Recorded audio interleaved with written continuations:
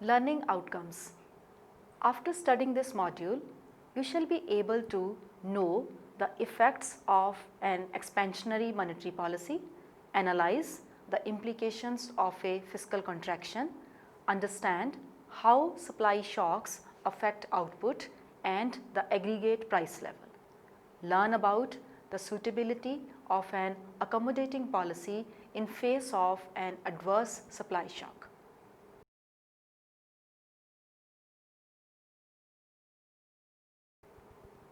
So far, we have learnt about nature and characteristics of aggregate supply and aggregate demand curves, and how the two interact in ASAD framework to determine the level of prices and output in the short run and the subsequent adjustment of the economy to the long run when actual and expected prices are equal. We are now ready to learn how policies, both fiscal and monetary, affect the level of prices and output both in the short run and the long run. This would enable us to know how best to use these policies to achieve the long run policy goals of full employment and price stability. In this module, we shall use the ASAD framework to explore the impact of demand and supply shocks and learn about the dynamic impact of monetary and fiscal policy on the aggregate price level and output. We will also learn about the dynamic effect of changes in the price of oil on the level of economic activity. It may help to recall that the aggregate supply curve captures the implications of equilibrium in the labor market. It is an upward sloping curve and is drawn for a given level of expected price. When actual price is equal to the expected price, the corresponding output is the long run equilibrium or natural level of output. A change in the expected prices shifts the AS curve. The aggregate demand captures the implications of equilibrium in both the goods and the money market. It is represented by a downward sloping curve. Changes in the monetary and fiscal policy that shifts the ISLM curve also shift the aggregate demand curve. In the previous two modules, we have learnt about the derivation, slope and shift of the AS and AD curves. In what follows, we use the ASAD framework for analyzing the implications of monetary and fiscal policies and supply shocks on aggregate output and prices.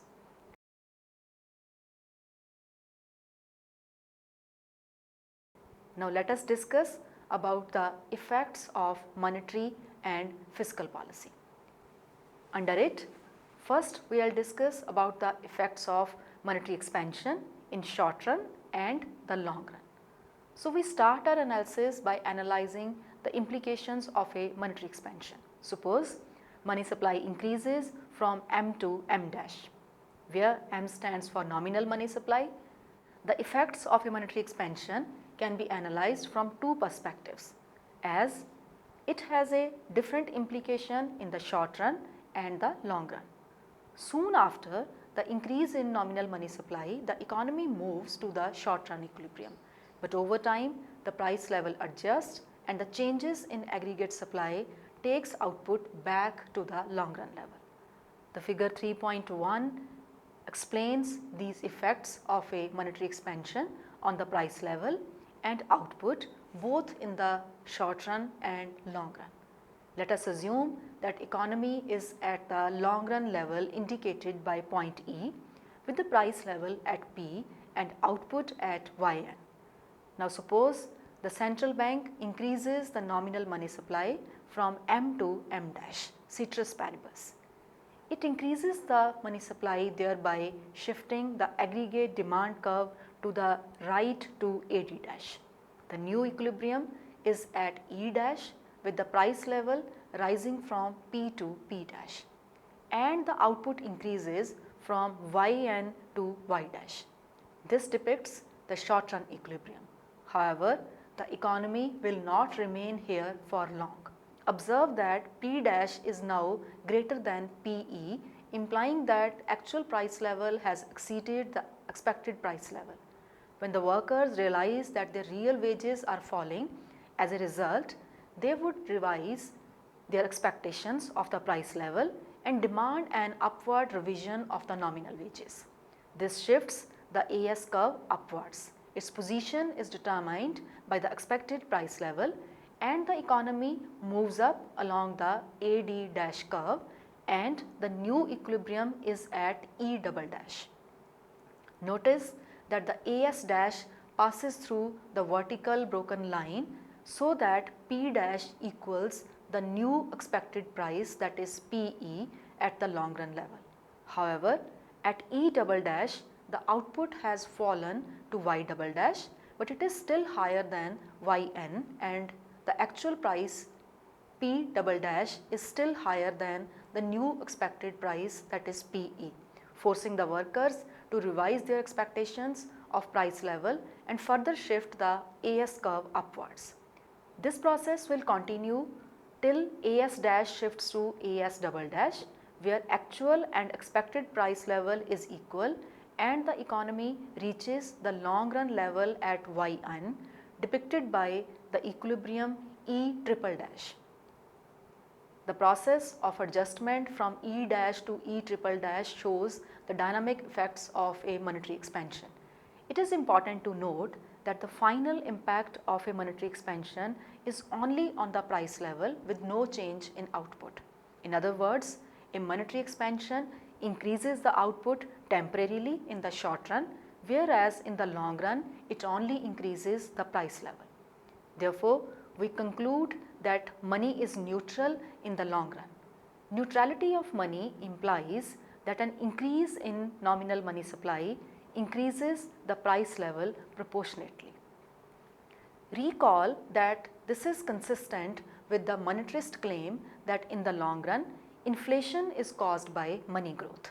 To examine the link between money growth and inflation, we can use the quantity theory of money, which relates the level of nominal income, that is Py, the money stock, that is M, and the velocity of money, that is V, such that MV is equal to P into Y. We may express this equation in terms of percentage change over time of each of the four terms, and the resulting equation can be written as M plus V is equal to pi plus Y in all small letters. The lower case denotes the terms in percentage change, where M is growth of nominal money, V is the percentage change in velocity, pi is the rate of inflation and is the growth rate of output. Rearranging the equation to account for the source of inflation, we can write pi is equal to M plus V minus Y. With V fixed, as it is assumed to be determined by institutional factors, and Y fixed at the long run level, an increase in M would result in a proportionate increase in pi in the long run. What is the significance of the above policy formation? Should monetary policy be pursued to increase output? Our analysis shows it might be a futile exercise as it ultimately results in inflation. However, it rests on the premise that the economy is at the natural rate of unemployment. What about economies which are persistently below full employment, that is, are facing recession? Would a monetary expansion be recommended in such a case? Now we can discuss about monetary expansion adjustment process in terms of ISLM model. To understand more about the process of adjustment following a monetary stimulus, we will use the ISLM model. This will give us a clearer idea about how key macro variables such as interest rate and prices are affected in the short run and how they adjust in the long run. We modify figure 3.1 by excluding AS dash and AS double dash and reproduce it in figure 3.2 part A. In figure 3.2 in part B, the point of intersection of the IS and LM is at E, depicts the original equilibrium in part A. When nominal money supply is increased, it shifts the aggregate demand to the right. The corresponding shift is shown by shift of the LM to LM dash. Notice that at point E dash in the ASAD framework, the price level increases along with an increase in money supply, partially offsetting the effect of the increase in the nominal money supply. As a result, LM shifts from LM to LM dash and not to LM double dash. The shift to LM double dash would happen if the price level was constant at P and the equilibrium would be indicated by point A.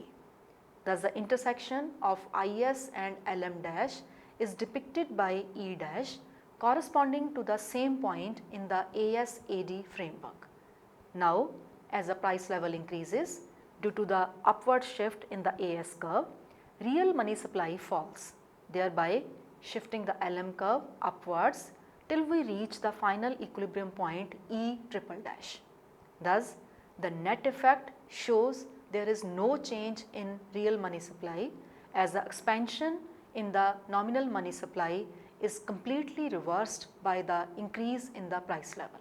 In the long run, the LM curve returns to its original level with no change in the rate of interest. However, in the short run, a monetary expansion causes a decline in the interest rate from I to I dash and a temporary increase in output from Yn to Y dash. Now let us examine the effects of fiscal contraction in short run and long run. Here we will learn about the implications of a change in fiscal policy. Suppose output is at the long run level initially and the government decides to reduce spending from G to G dash while keeping taxes unchanged. This leads to a shift of aggregate demand curve to the left from AD to AD dash, which affects the level of prices and output both in the short run and long run.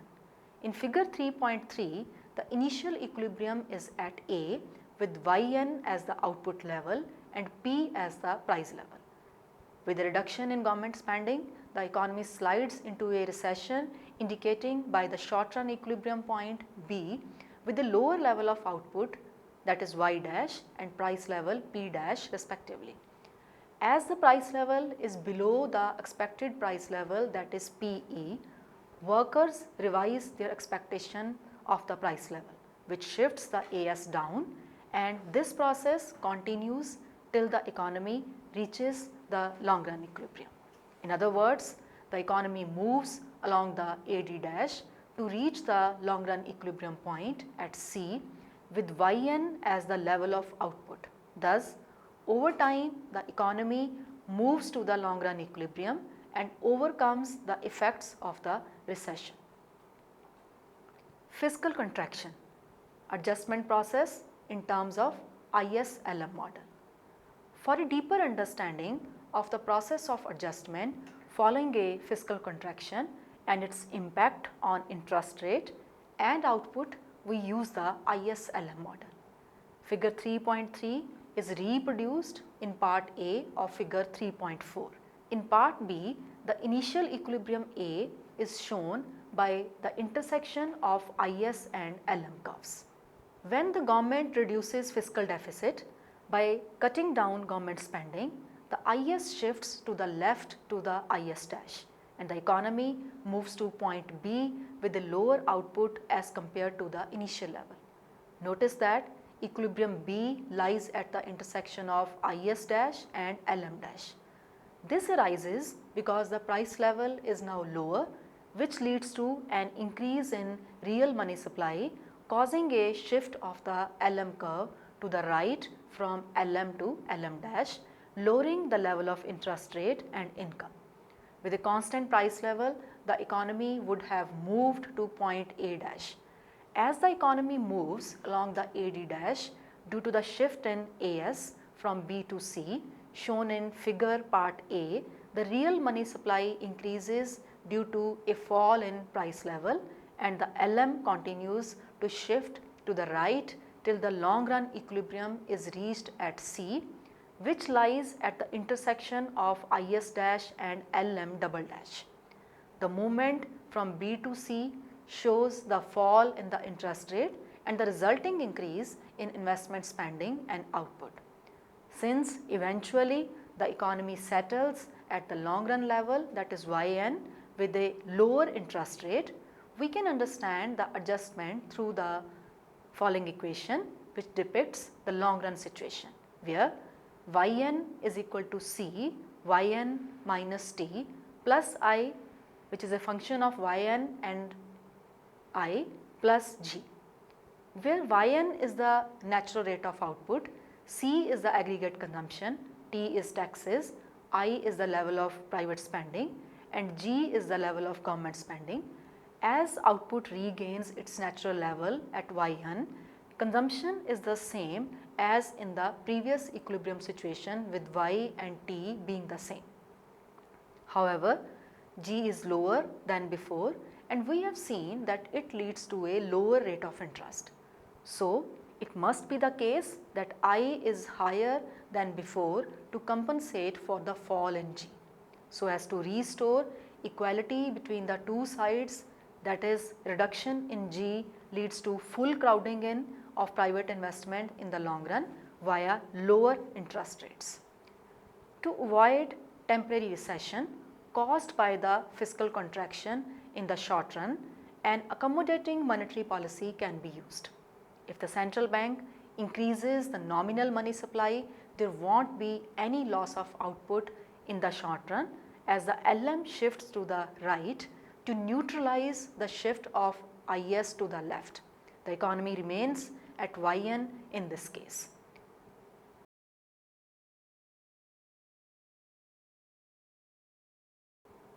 Macroeconomic effects of a supply shock. In this, first of all, let us discuss about the effects of a favorable supply shock. Recall that we briefly learnt about supply shock in the previous unit. Here, we examine the matter a little further. A supply shock is a disturbance to the economy which shifts the aggregate supply curve. In doing so, it affects the natural rate of unemployment by creating a mismatch between workers and jobs. For example, an adverse oil shock would lead to a structural change in the economy as energy dependent industries are replaced by new energy saving industries. This would result in workers taking time to find jobs in new industries, which causes structural unemployment. In this section, we discuss the effects of a favorable supply shock. Such shock arise in the form of emergence of ICT technology, which improves productivity or fall in price of an important commodity such as oil. Suppose the price of oil falls due to discovery of alternative energy sources. The fall in price of oil has significant macroeconomic implications. Let us assume that output is produced with the help of labor and other inputs. Therefore, the price changed by the firm must include wage cost and the price of other inputs. The impact of latter is captured by mu, the markup used by firms to set prices above the nominal wage. This is an underlying parameter of the aggregate supply curve, which captures the price setting behavior of firms and the wage setting behavior of workers that characterizes labor market equilibrium. Given wages, a fall in the price of oil can be explained by a fall in mu. The aggregate supply can be expressed by this functional form, where aggregate supply is function of Y, Yn, P, Pe and mu, where Y is the actual output, Yn the natural rate of output, P and Pi are the actual and expected prices respectively, and mu is the markup. We have learned that a change in Pe shifts the As. Now additionally, a change in mu also shifts the As.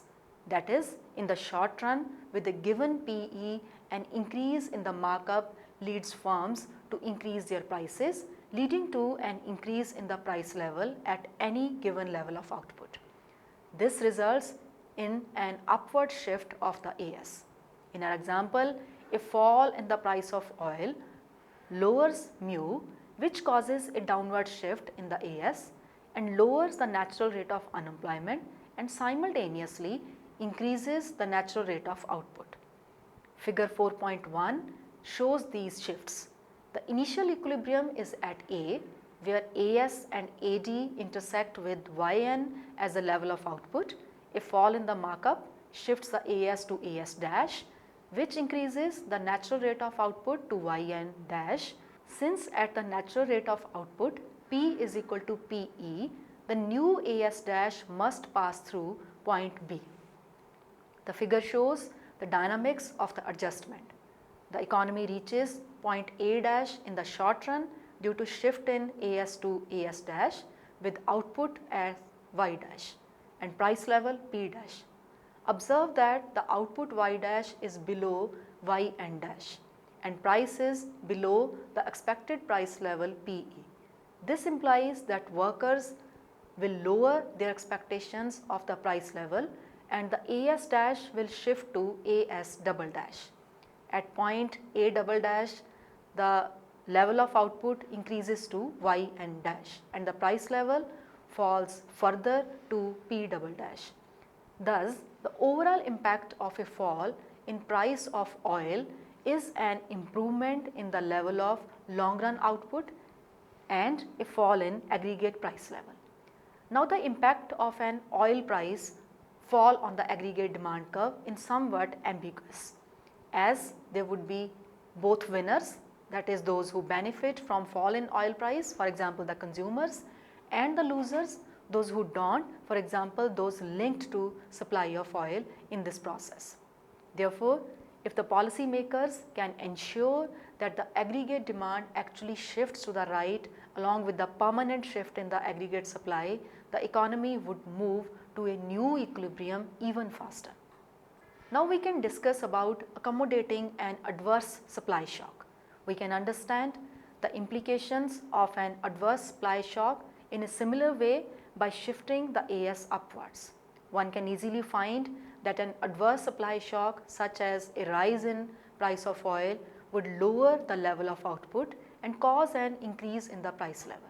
To prevent lowering of output, stimulatory policies such as an expansionary monetary or fiscal policy which shifts the aggregate to the right can be pursued. This would allow the economy to move towards recovery faster. In the figure 4.2, the adjustment is shown. Aggregate supply and aggregate demand intersect at point E. Due to the supply shock, the aggregate supply shifts to AS dash and the economy moves to the point E dash, resulting in lowering of GDP and an increase in the price level. The accommodating policy is shown by a shift of aggregate demand from AD to AD dash, which shifts the equilibrium to E double dash and brings back the output to the original level. However, at E double dash, the impact on the price level is more severe than before as price increases by the full extent of the shift in AS. Needless to say, policymakers must weigh the consequences of high inflation before proposing an accommodating policy. In other words, they must exercise restraint as there is a trade-off between inflation and unemployment. A suitable option is to seek an intermediate position with some inflation and some unemployment. Before one tries to resolve the problem, it is important to understand if the fall in output is permanent or temporary. If it is the latter, then the accommodating policy would help in recovery from recession, but the policymakers has to get the timing right. However, if it is the former, then stimulatory policy will not help ease the recession and at the same time cause severe inflation. If the fall in the output is permanent one, as it lowers the level of potential output, an accommodating policy is best avoided.